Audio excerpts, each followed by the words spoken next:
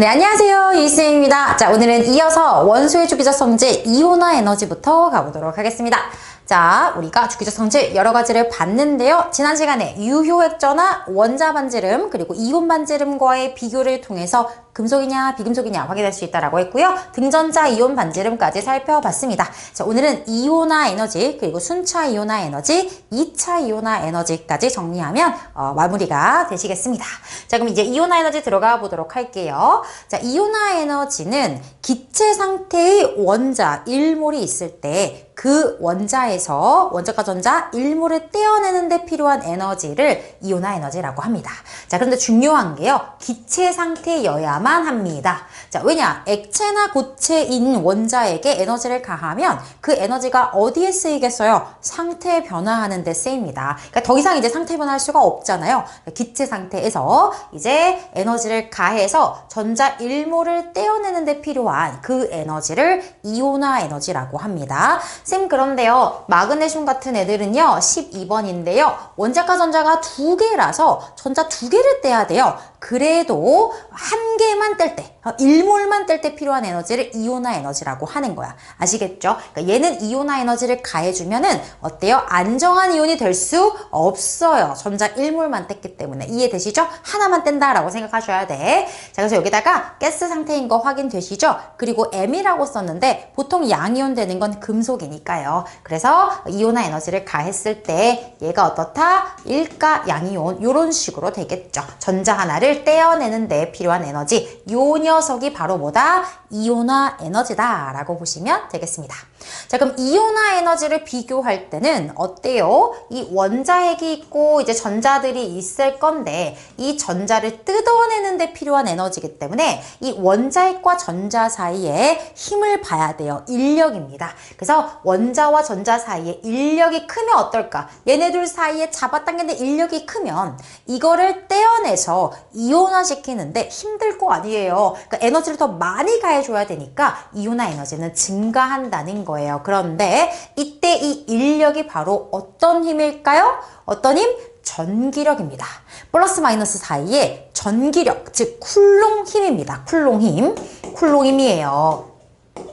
자, 그래서 좀 적으세요. 쿨롱힘 F는 상수에다가 거리 제곱분의 Q1, Q2 이게 바로 전기력 C입니다. 생긴 게 거의 뭐 만류인력이랑 비슷하지 않습니까? 만류인력 같은 경우는 만류인력 상수가 붙고 반지름 제곱분의 거리 제곱분의 질량의 곱이 되는데 이렇게 전하를 띤 입자 사이의 전기력은요 전하량으로 보는 거야. 전하량. 그러니까 이 녀석의 전하량, 이 녀석의 전하량. 이 전하량의 곱이 들어가는 거고 이 R은 뭐겠어요? 얘네들 사이에 반지름이 되겠죠. 그래서 이걸 가지고 쿨롱 힘을 비교한 다음에 쿨롱 힘이 증가한다? 그러면 이온화 에너지도 같이 증가한다 라고 판단을 하게 될 겁니다. 자, 그래서 어때? 이온화 에너지가 작다? 그러면 양이온 되기가 쉽죠. 살짝만 에너지를 줘도 이온화 시킬 수가 있기 때문에 양이온 되기에 쉽다라고 정리하고 넘어가도록 하겠습니다. 자, 좋아요. 그럼 이제 주기성 가보도록 할게요. 자, 주기성을 따질 때는 쿨롱 힘으로 보셔야 됩니다. 상수고요. 거리 제곱분의 Q1, Q2가 되겠습니다. 자, 같은 주기에서는 원자 번호가 하나 커지면 어떻게 돼요? Q1, Q2 전하량이 이제 증가하게 될 거예요. 그쵸? 이 원자핵과 전자 사이에 봤을 때요. 얘네들 사이에 Q1, Q2는 뭐예요? 유효액 전화로 따져야 되겠죠. 자, 그랬을 때 같은 주기에서는 유효액 전화가 어떻게 됐어요? 증가했었죠? 유효액 전화가 증가했습니다. 그런데 같은 주기에서 반지름은 또 작아졌어요. 어머, 그렇구나. 그러면 분자가 커지면 얘 커지는 거지. 분모가 작아지면 얘 커지는 거지. 그래서 전체적으로 봤을 때 같은 주기에서는 이 쿨롱 힘이 커지는 거야. 세지는 거야. 그럼 어때요? 전자 떼어내기 어렵겠죠? 쿨롱 힘이 세지면 전자 떼기 어렵잖아요. 그러면 이온화 에너지도 증가할 거다라고 간단하게 판단할 수가 있습니다. 유효액 전화도 증가했고요. 반지름은 감소했기 때문에 이 쿨롱 힘이 확 늘어난 거예요. 됐죠? 자, 이번에는 같은 족에서 볼게요.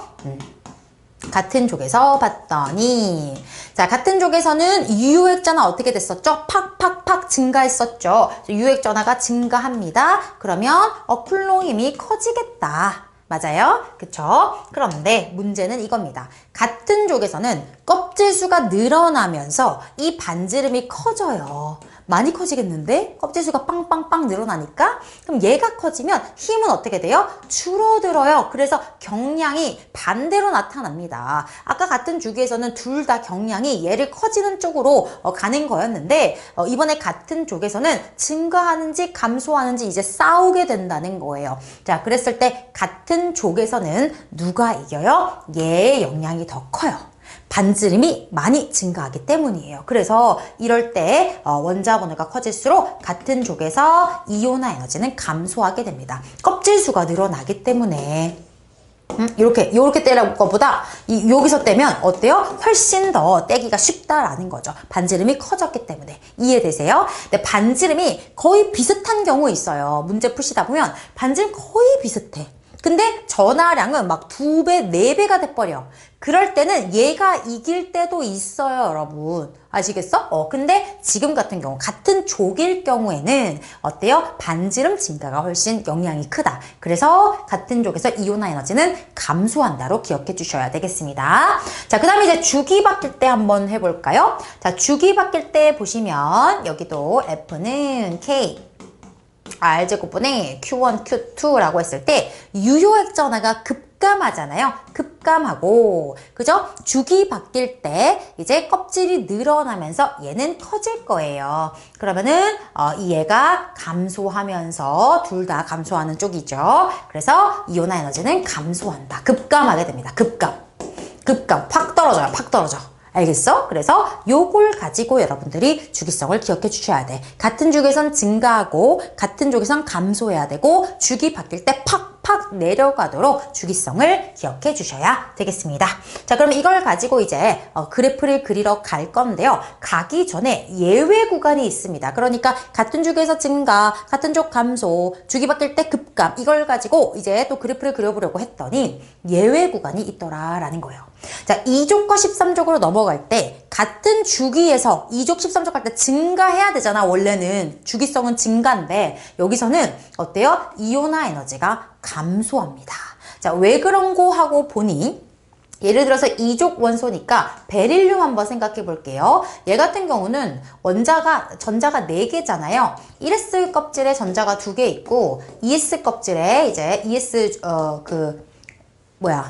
오비탈에 전자가 2개 있잖아요. 근데 누구야? 13족 5번 붕소 한번 해볼까? 얘 같은 경우 1s 오비탈에 전자 둘, 2s 오비탈에 전자 둘, 그리고 2p 오비탈에 전자가 하나 있는 요런 상태입니다. 자, 근데 여러분 이온화 시킨다는 거는 뭐예요? 이 원자과 전자를 뜯어가지고 나와 무관한 저쪽 무한대 번째 껍질로 버려버리는 거잖아요. 그러면 이거를 에너지준이 쫙 그려봤을 때 이 무한대 번째 껍질, 나와 상관없는 이 무한대 번째 껍질까지 원자과 전자를 뜯어서 버리는 거예요. 그러니까 얘와 얘를 여기로 보내는 데 필요한 얘가 이온화 에너지인 거야. 아이오닉 에너지, 아이오닉 이온, 그래서 I라고 썼어. 얘도 여기까지 뜯어가지고 올려야 돼. 근데 이 무한대 번째 껍질까지 올리려고 봤더니 S오비탈이 P오비탈보다 에너지 준위가 낮기 때문에 더 많이 올라가야 돼. 얘보다 P에서 올라가는 것보다 S에서 올라갈 때 더 많이 올라가야 돼. 그러니까 이때 이온화 에너지가 더 크다라는 거예요. 얘는 S오비탈에 있는 전자고 얘는 P오비탈에 있는 전자를 이온화시켜야 되는데 S오비탈이 P오비탈보다 에너지 준위가 낮기 때문에 오히려 이온화시킬 때 더 많은 에너지가 필요하다. 그래서 여기서 예외 구간이 나타난 겁니다. 그럼 예외가 왜 나타났어? 라고 물어본다면 S오비탈이 P오비탈보다 에너지 준위가 낮아서 이온화시킬 때 더 큰 에너지가 필요하다라고 정리해 주시면 되겠죠. 그래서 첫 번째 예외 봤고요. 자, 두 번째는 15족과 16족입니다. 자, 15족 원소, 질소 한번 봐볼까요? 7번 질소 한번 볼게요. 자, 얘는 오비탈을 쌤이 박스로 한번 그려볼게요. 1s, 2s, 2p입니다. 그럼 전자가 이제 7개니까요. 하나, 둘, 셋, 넷, 훈트, 다섯, 여섯, 일곱 이렇게 들어가 있겠죠. 16쪽은 산소 한번 봐볼게요. 얘도 1s, 2s, 2p에서는 훈트 이렇게 되어 있을 겁니다. 맞아요? 자, 그럼 얘도 원자과 전자를 얘를 뜯어가지고 무한대 번째 껍질로 보낼 거예요. 그런데 여긴 둘 다 p 오비탈이기 때문에 에너지 준위의 차이는 없단 말이야. 그런데 뭐가 문제냐? 얘는 홀전자를 떼는 거야 돼. 홀전자를 떼야 되고요.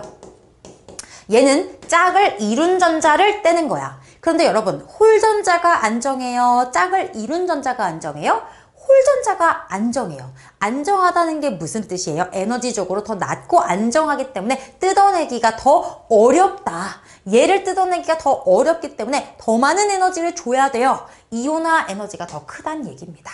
이해되셨어요? 그럼 얘는 이 예외가 생긴 이유가 뭐야? 라고 한다면 홀전자가 더 안정하기 때문이다 라고 대답해 주시면 되겠죠. 그래서 이온화 에너지는 주기성, 같은 주기에선 증가, 같은 쪽에선 감소, 주기 바뀔 때 급감인데 이 예외 구간까지 고려를 해서 여러분들이 그래프를 그려주셔야 된다, 판단을 해주셔야 된다라는 내용이 되겠습니다. 자, 그래서 어떻게 정리해 봅시다. 같은 주기에서는 증가하고 같은 쪽에선 감소하고 주기가 바뀔 때는 급감하는데 그런데 예외 2족과 13족에서는 감소해야 되고 15족에서 16족 사이에서도 감소하도록 그림을 그려야 되는 거예요. 그래서 이온화 에너지가 사실은 주기적 성질에서 가장 복잡한 부분이 되는 거예요. 그럼 하나씩 그려보도록 할게요. 이온화 에너지고요. 원자번호입니다. 빨리 20개 점 찍으세요. 수, 헬, 리, 베, 뭉탄, 질산, 뿔네, 나만, 알지, 펩시, 콜라, 크카. 또 너무 가깝게 그렸다. 그지? 자, 그럼 이제 그려봅시다. 자, 1번 수소입니다. 수소는 여기 Y축의 한 절반 정도 여기다가 수소 그려주세요. 자, 그 다음 헬륨입니다. 이 녀석이 이온화 에너지 제일 커요. 2번 헬륨을 저 끝에 거의 끝으로 가가지고 여기다가 그려주셔서 연결해 주세요. 자, 그 다음에 이제 주기가 바뀌니까 급감시킬 건데 같은 쪽에서 감소해야 되기 때문에 리튬은 수소보다 떨어져야 돼. 그러니까 수소 한 절반 정도에다가 찍어. 이렇게 리튬을 이렇게 해서 쭉 떨어졌습니다. 됐죠? 이제 2주기 들어왔어요. 자, 2주기에서 증가할 겁니다. 그래서 리튬, 그 다음에 4번 베릴륨 이렇게 그렸어요. 그 다음에 붕소로 가려고 했더니 벌써 2족과 13족 예외 구간에 도달을 했습니다. 예외 구간에 도달했기 때문에 붕소는 살짝 감소하도록 그려주셔야 되는데 주의사항은 리튬보다 더 내려가면 안 돼요. 그래서 살짝만 내려주셔야 되고요. 6번 탄소를 그릴 때에는 베릴륨보다 올라가야 됩니다. 베릴륨보다 올라가야 돼. 그래야 딱 여기서만 예외 구간이 생겨요. 됐어? 그 다음에 7번 질소입니다. 올라갈게요. 그랬더니만 또 15, 16쪽에 도달을 한 거야. 그래서 예외 구간으로 산소에서 떨어져야 되는데 또 탄소보다 떨어지면 안 돼. 그래서 아주 살짝만 산소 떨어졌고요. 그 다음 9번 플로린 갈 때 질소보다 올라가야 돼요. 플로린 올라갔고 네온 올라갔습니다. 그래서 2주기가 끝났습니다. 됐어? 자, 그럼 이제 3주기 갑니다. 자, 급감할 건데 리튬보다 떨어져야 돼요. 나트륨은 리튬보다 떨어져서 나트륨, 마그네슘, 예외 구간이야. 살짝만 떨어질게. 알루미늄, 그 다음에 쭉 올라가. 규소, 그 다음에 인. 자, 여기 예외야. 여기 좀 올라갈걸. 예외야. 살짝 내려가. 황, 올라가. 염소, 아르곤까지 간다라는 거죠. 여기는 내가 그냥 무시했어. 너무 좁아가지고. 자, 그 다음에 이제 19번 칼륨 갈 때 나트륨보다 더 떨어져야 돼. 나트륨보다 더 떨어져야 돼. 카 끝났습니다. 자, 이렇게 그려주셔야 돼. 그러면 우리가 여기서 확인할 수 있는 게 뭐예요? 같은 주기에서 증가하는 모습을 볼 수가 있고, 그죠? 같은 족, 해, 네, 떨어지는 거 보여? 수, 리, 나, 칼 떨어지는 거 보여? 같은 쪽에서 감소하는 것도 확인할 수 있고 주기 바뀔 때 뚝, 뚝뚝뚝 떨어지는 것도 볼 수가 있다라는 거고요. 예외 구간도 여기서 잘 지켜줬다.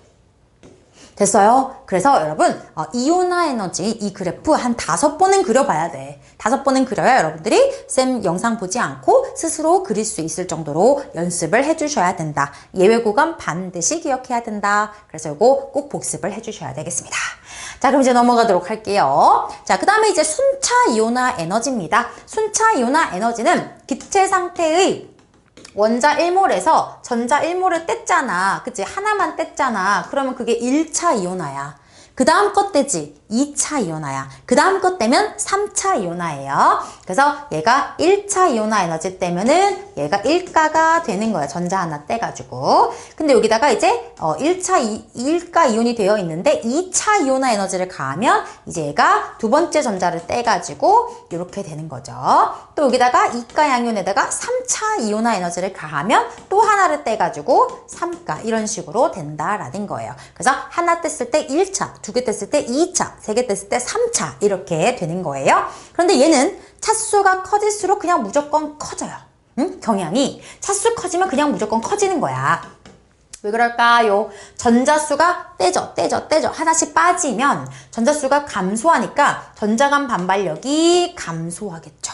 그죠? 그리고 가륨 효과가 줄어드니까 유효액 전하는 증가하겠죠. 그렇기 때문에 점점점 떼기가 어려워져요. 점점 떼기가 어려워져서 이온화 에너지는 순차 이온화 에너지는 그냥 계속 증가한다 라고 보시면 돼요. 자, 쌤 그러면요. 마그네슘 2가 양이온 될 때 전자를 2개 떼야 되잖아요. 그러려면 내가 총 가해줘야 되는 에너지는 얼마인 거야? 1차 이온화 에너지 더하기 2차 이온화 에너지 이만큼을 더해줘야 돼. 이만큼을. 그래야 하나 떼고 두 번째 거 떼서 안정한 이온이 될 수가 있다라는 거예요. 이해되셨죠? 그래서 요것도 좀 같이 알아두셔야 되고요. 자, 그 다음에 요게 중요한 건데 사실 순차 이온화 에너지는 그걸 가지고 우리가 힌트를 얻을 수 있는 개념이야. 뭐냐면 원자과 전자에 대한 개념을 우리가 캐치할 수가 있어요. 자, 보시면 어떤 느낌이냐? A 원소가 있어. 1차, 2차, 3차, 4차 늘어나는 거 보이지? 늘어나는 거 보이지? 근데 얼마나 늘어났는지 한번 몇 배 됐는지를 보면 500에서 4500 됐으니까 거의 9배가 늘었어요. 여기는 어때요? 한 1.5배? 1.5배 늘었어. 여기서 완전 급증한 거 보여? 급증한 거 보여? 왜 급증했을까를 생각해 보시면 어때요? 전자 껍질 수가 감소하면 그래요. 그러니까 전자 껍질 수가 어때? 이 전자 하나를 떼므로써 껍질이 없어져 버린 거야. 껍질이 없어져 버리면 얘가 확 줄어들잖아. 사이즈가. 원자 사이즈가 확 줄어들면서 어때요? 인력이 세져서 더 떼기 어려워진단 말이야. 그래서 원자과 전자를 모두 떼어내고 이 안쪽 전자 껍질, 즉 껍질 수가 하나 감소하면 이온화 에너지가 급격히 증가해요. 무슨 말이야 그러면? 얘는 1차 이온화 에너지, 즉 전자 하나 뗐더니 껍질 수가 하나 줄었다는 거야. 그 말은 무슨 말이야? 원자과 전자가 한 개였다는 거야. 한 개였다는 거야. 이해돼? 그러니까 급증 구간을 찾잖아? 원자과 전자수를 찾을 수가 있는 거야. 자, 얘도 볼게. 한 2배 됐네.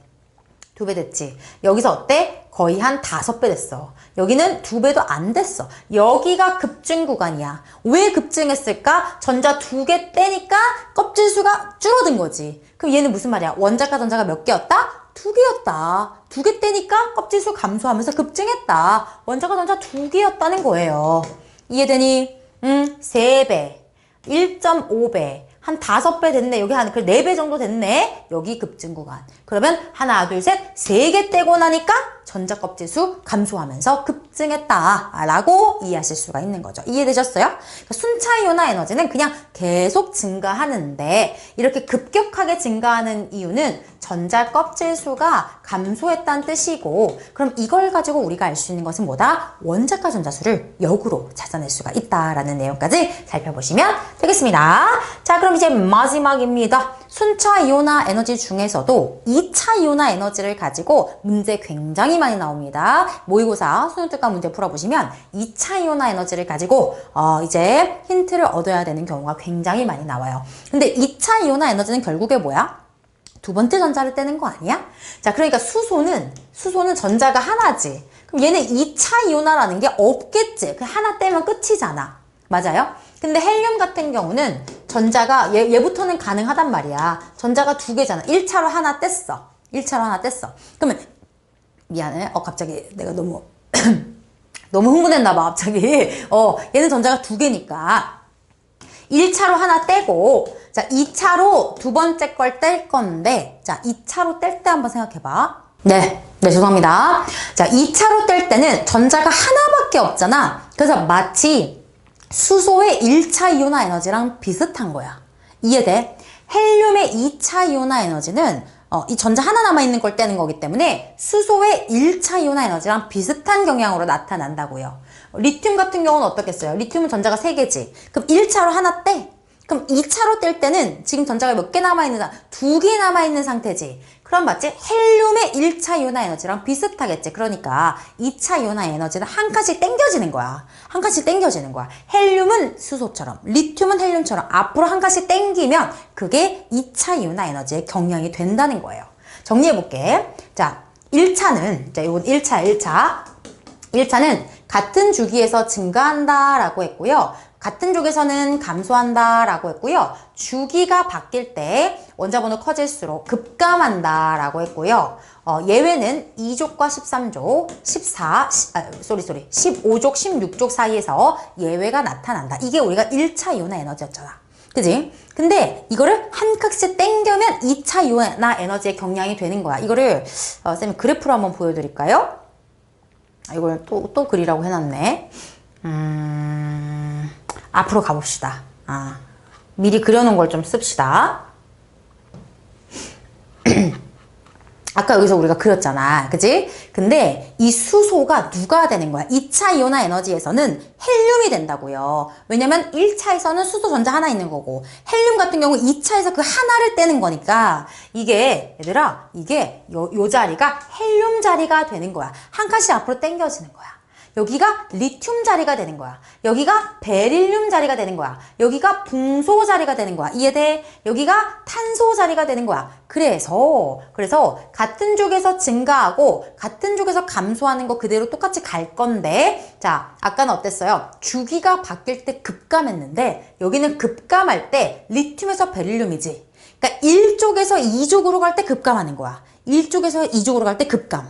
이해돼? 그리고 예외 구간도 아까는 2, 13, 15, 16이었는데 한 칸씩 앞으로 밀리니까 어떻게 돼요? 13, 14, 16, 17 요 사이에서 예외가 나타나더라. 한 칸씩 앞으로 땡긴 거니까. 이해되세요? 이해돼? 다시 돌아가서 정리해볼게. 여기네요. 자, 어떻다고? 여기서 이 경향은 그대로 가져올 거예요. 증가, 감소 가져올 건데 잘 봐. 얘는 주기가 바뀔 때 급감이었다면 이제 1쪽에서 2쪽으로 갈 때 급감으로 바뀌는 거야. 한 칸씩 땡겨졌기 때문에 예외도 13, 14, 16, 17로 한 칸씩 땡겨졌기 때문에 밀린다는 거예요. 이해되십니까? 요걸 가지고 문제 푸는 거, 어려운 문제들, 3점짜리 문제들 이거 가지고 힌트 주는 경우 굉장히 많기 때문에 반드시 알고 계셔야 된다. 반드시 알고 계셔야 된다. 그럼 2차 이온화 에너지 경향성을 그려봐. 그러면 어떻게 그려야 돼? 그냥 1차 이온화 에너지 경향성을 그려. 응? 수, 헬, 리, 배, 붕, 탄, 질산, 풀, 내, 나, 만, 알지, 펩시, 콜라. 아이고, 펩시, 미안해. 여기서 예외 구간 있어야지. 펩시, 콜라, 이렇게 그렸지. 그치? 그냥 1차 이온화 에너지를 그려. 그 다음에 여기만 지워. 하나만 지워. 어차피 20번이 사라질 거니까. 그 다음에 얘가 수소가 아니라 헬륨이에요. 한 칸씩 당겨서 그냥 그리면 되잖아. 리튬이에요. 베릴륨이에요. 붕소, 탄소, 질소. 여기도 쌤이 예외 구간 빼먹었다. 미안해. 붕탄, 질, 산, 풀, 내 이렇게 한 칸씩 땡겨지는 거 여기서 예외 구간이 나타나야 되겠네. 미안해. 이렇게 된다라는 거죠. 그쵸? 그래서 예외 구간이 13, 14, 16, 17 쪽으로 한 칸씩 밀린 거예요. 그래서 같은 주기 증가하고 같은 족 감소하는데 급감 구간 어디다? 급감 구간 1에서 2족 넘어갈 때가 급감 구간이다. 예외는 13, 14, 16, 17로 밀렸다. 이렇게 기억해 주시면 된다는 거예요. 근데 이걸 해보면 1차 이온화 에너지랑 2차 이온화 에너지가 어때요? 똑같은 똑같이 경량이 나타나니까 그래프의 개형이 같다는 거지 그 값이 다 같다는 건 아니야. 절대값이 다 그대로 똑같이 간다는 게 아니라 경량을 보실 때 그래프 개형이 동일할 것이다 라는 내용이 되니까요. 이렇게 연습해 보시면 되겠습니다. 자, 그래서 2차 이온화 에너지까지 가야 되기 때문에 이온화 에너지 그래프는 그냥 우리가 눈 감고도 그릴 수 있을 정도로 연습을 해주셔야 된다. 되셨죠? 그래서 오늘은 좀 비교적 어려운 이온화 에너지, 순차 이온화 에너지, 그리고 2차 이온화 에너지까지 정리를 해봤습니다. 꼭 복습 잘 하셔서 이제 모의고사 형식의 문제들 풀이까지 가보셔야 되겠습니다. 자, 오늘 강의는 여기까지고요. 쌤이랑 또 다음 영상에서 다시 만나도록 하겠습니다. 고생하셨습니다.